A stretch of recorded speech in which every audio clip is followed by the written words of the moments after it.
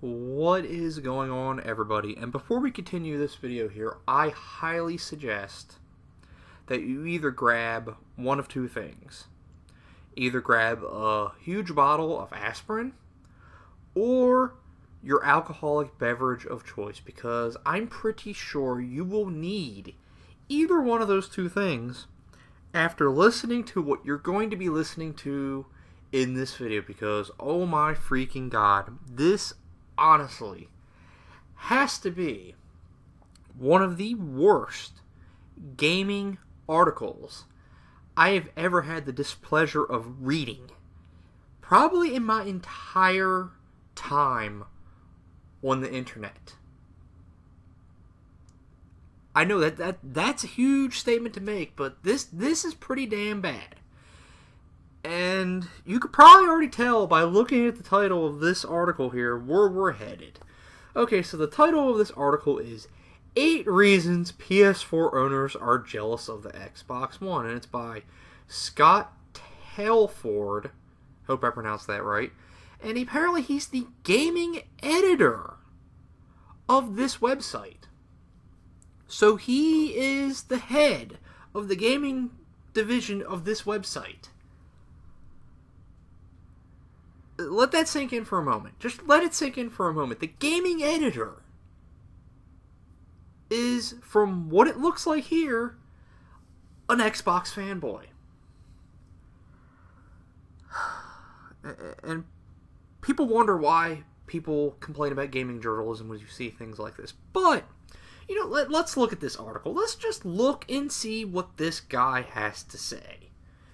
It's kind of funny when you look at the first part here. He kind of makes fun of the console wars. He says that they're a wonderfully fun load of toss. Such and such runs better on PS4, and it's everyone just splitting hairs and just basically microanalyzing everything. And he's basically making fun of the console wars while contributing to the console wars by being a fanboy. It's not a good way to start your article here. That's not a good way to start your article. And he says right here, can any PlayStation 4 owner actually make the case for why Sony deserves, it should say deserve, not deserve, but anyway, their commercial lead right now? Well, I can give you the long version of all the correct things Sony did to get the lead that they have right now, but I'll just simply say that they did not fuck up. Microsoft fucked up in the beginning, Sony didn't fuck up. It didn't matter what Sony did otherwise. They did not screw up like Microsoft did. And that's why they have the lead. That's the short version. I mean, there is a long version which we can get into many details about all the things Sony did, but that would make this video even longer than it probably already is going to be, so we're not going to do that. So, alright, let's get into these reasons here. Like I said, get your stuff ready. You're probably going to need it. Reason number 8. The controller battery life lasts longer than a couple of hours. Oh, this is going to be fun. Well, first off, that is not true at all. The PlayStation 4 controller can actually last up to 4 hours before it'll actually give you the warning that it needs to be recharged. I know this because I play on my PlayStation 4 a lot. And I can game on it for a long time before it'll give me that message. And it's probably up to 4 hours. It ain't freaking 2 hours, I definitely know that. Because I've done longer sessions than 2 hours before it gave me that message. But, you know, it really doesn't matter. It really doesn't matter. Because you want to know what Sony included with the PlayStation 4?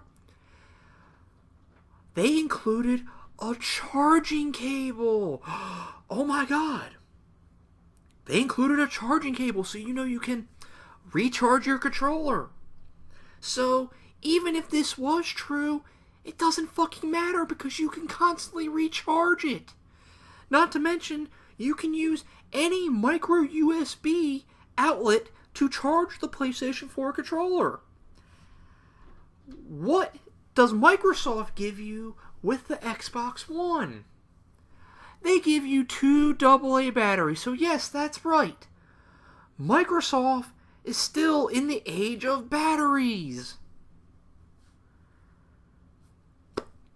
So if you want a charging cable for your Xbox One controller, because I don't see why you'd want to constantly spend loads of money on batteries over time, it's going to cost you $29.99 for their Play and Charge kit. And you know, I hated the fact that I had to spend $30 extra to buy a Play and Charge kit for my Xbox One, because I sure as hell was not going to spend a fortune on AA batteries. So, yeah, this is kind of pointless. It's a pointless reason. Just for the fact that Sony gave you a charging cable. So, and honestly, with the AA batteries on the Xbox One, it probably lasts around the same amount of time. I guess it probably depends on the batteries you choose, I guess. I've never really sat down and wondered if certain brand of batteries is better or not, but still. What would you rather have? A wireless controller with no batteries that lasts 2 hours but gives you a charging cable, or a wireless controller that you need to constantly put batteries in or spend $30 more to buy a charging cable? Because you can't use any other cable on the Xbox One controller other than what Microsoft gives you.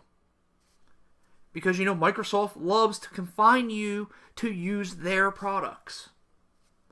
So, which one's better? Yeah, I'm going to go with the controller with the charging cable. I'm going to go with that.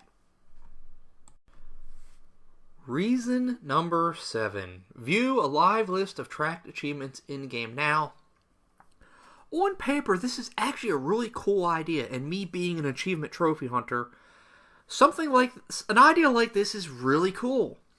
But what this person fails to mention is that Microsoft's in-game tracked achievements is glitchy. A lot of times, the numbers aren't accurate.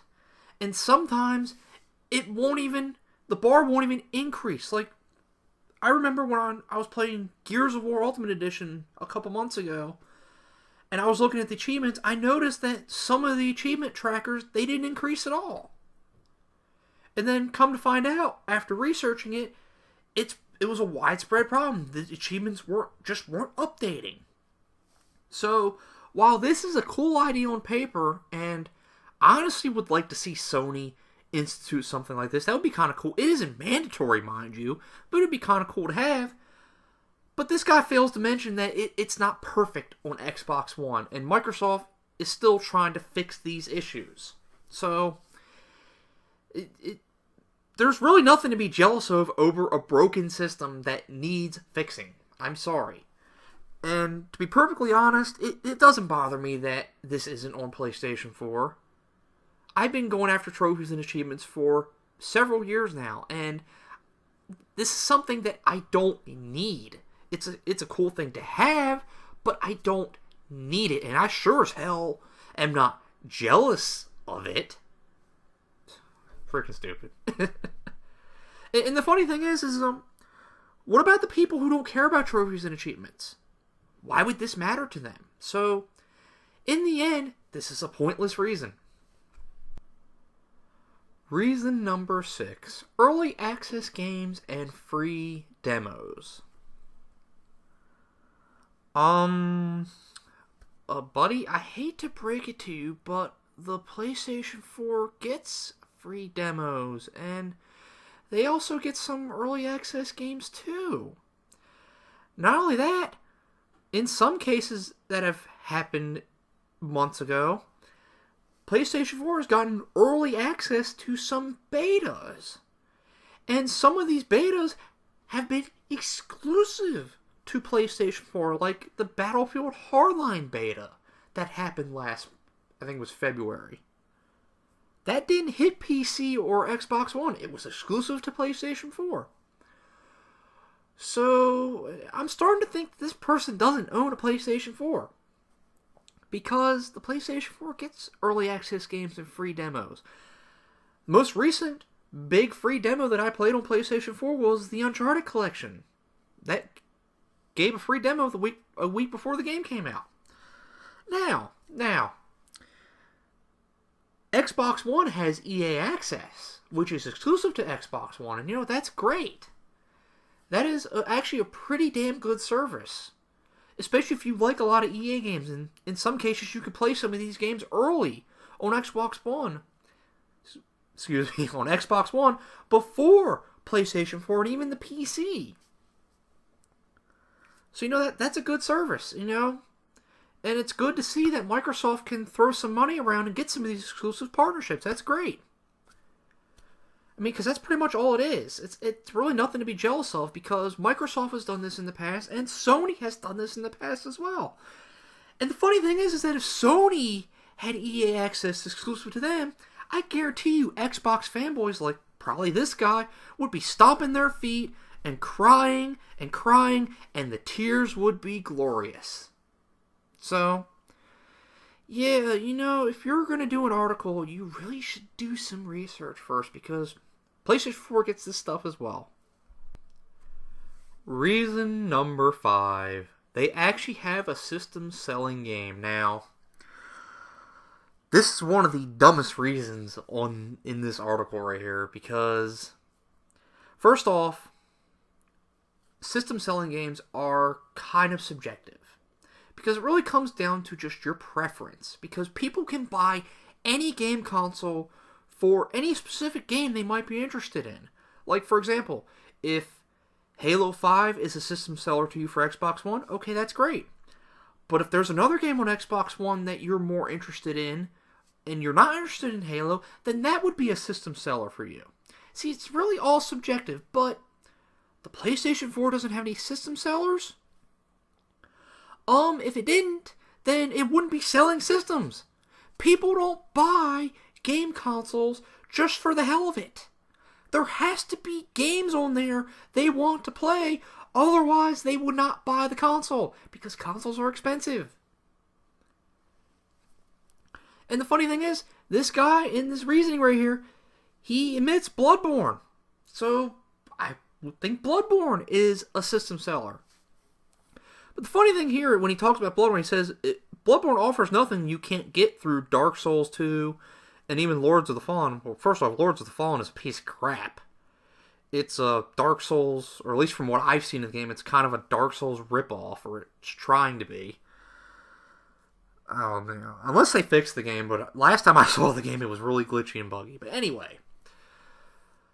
But what he doesn't understand here is that if you're a gamer who's actually interested in these line of games like Dark Souls 1, 2, and Bloodborne, and these type of games, then, ironically, the PlayStation 4 would be a better system for you, because you can get more of these type of games, because Bloodborne is exclusive. So you can get Dark Souls 2, Lords of the Fallen, and Bloodborne. You can't get that on Xbox One. So it's kind of funny how he kind of ruins his own mission here, just with that statement. But yeah, this is a dumb reason. There are games on PlayStation 4 that people want to play. The sales have shown that, and people have bought the system in droves, and they've been buying the system since launch day, almost 2 years ago. Yeah, it's actually almost 2 years ago since Xbox One and PlayStation 4 have come out. And PlayStation 4 is still selling, so obviously it has games people want to play. If they're not your cup of tea, that's great. That's great. But there are some games on Xbox One that are not some people's cup of tea as well. That's why this is a fanboy reasoning, which makes sense in this article because it's a fanboy article, but still, it's a pointless argument to make here. Because liking games is subjective. There's not really any games that is like factually, universally loved and liked by everybody. That doesn't happen. So, yeah. Stupid reason. Reason number 4. Backwards compatibility for free. Now, it's cool. it is very cool that Xbox One is actually getting backwards compatibility with a good number of 360 games. By the way, it's not all 360 games. I like to point that out. This guy didn't point that out, but I'm going to point that out. It's not every single 360 game. But it's nice that Microsoft's doing this. Of course, Sony has PlayStation Now, which lets you stream previous PlayStation system games through your PS4. Now, PlayStation Now isn't that great of service. I tried it at my brother's house, and it didn't really work that great. But PlayStation 4 still has something that is similar to this. Now, I'm sure this will work better. I'm pretty sure of it. But I like what he says here. For free. Now, yes, you're getting the update for free. But guess what you have to do? You still have to go out and buy the 360 games. So you still have to actually go out and buy all of these games. Whereas, if you're actually comparing PlayStation Now to this, PlayStation Now, you just pay a subscription fee and you get access to all the games that are on there. You don't have to pay for each one individually. Now, you could do that too, but that's kind of stupid, in my opinion, but still. This guy's acting like you're getting all these games for free when in reality you're not. And what he also doesn't understand here is that, at least when it comes to a lot of PlayStation 4 owners, because a lot of PlayStation 4 owners actually came from the 360 because they were upset with what Microsoft did in the beginning with the Xbox One. Guess what these people, or a lot of them, still have? They have their 360s. So, if they're a PlayStation 4 owner who came from the Xbox 360, then this really isn't that big of a system seller to them, simply because if they really, really wanted to play their 360 games, they already have their 360 to play them on. It's not like the Xbox One is going to make these games look better or run better. Hell, I remember when, I don't remember where I saw it, but somebody was playing Mass Effect 1 on it, and it ran worse than it did on the 360. So, I think this is going to be a game-by-game basis for this. So, this isn't going to be perfect. And it sure as hell isn't going to be free, because you still have to go out and buy these games. So, honestly, I don't see what there is to be jealous of here. I really, really don't. Reason number 3. A multi-app switch that you can follow. Now, once again, this goes back to something that sounds cool on paper. You know, it's cool on paper that you can do a lot of multitasking on the Xbox One. You know, you're playing your game, and say you wanted to look up something on Internet Explorer on the same screen, you can snap and do that, or you can snap and use Skype while you're playing, or, you know, you can snap for a lot of apps. You know, on paper that sounds cool, but at the end of the day, these are video game consoles. And when we turn on these video game consoles, our primary focus, most of the time, is playing video games. If we wanted to use Netflix, we'll go watch Netflix. We don't have to watch Netflix while we're playing our game. If we want to use Skype for someone, hell, a lot of people have computers or their phone or tablets or whatever, other device that runs Skype. Usually buy them. So if they really wanted to use Skype while they're playing a game, they could just do that. They don't really need to have it built into the system. They don't really need that. So, you know, I'm sorry. I don't need to do this while I'm playing video games. I want to play video games. I don't need to snap to a different app while I'm playing my game. If I wanted to watch Netflix, WWE Network, whatever, I'll just do that. I don't have to do them at the same time. So, in theory, this is a neat idea, but most people don't give a damn about this. Or at least in my opinion, they don't.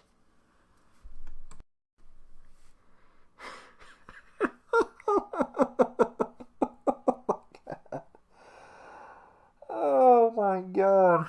Reason number 2. The Xbox One Elite controller. I'm sorry. Who in the hell is jealous of a $150 controller? Nobody, as far as I know. Seriously, you're using this as a reason why PlayStation 4 owners are jealous of Xbox One owners? That they don't have this $150 controller? Are you fucking serious? Oh my god. I'm sorry, if you spend full price on this Xbox Elite controller, you are an idiot. You are an idiot. Do you know how many games you can get for $150? $150 is also a good deposit on a console. Or even a PC. Why would you spend $150 on a fucking controller? Why?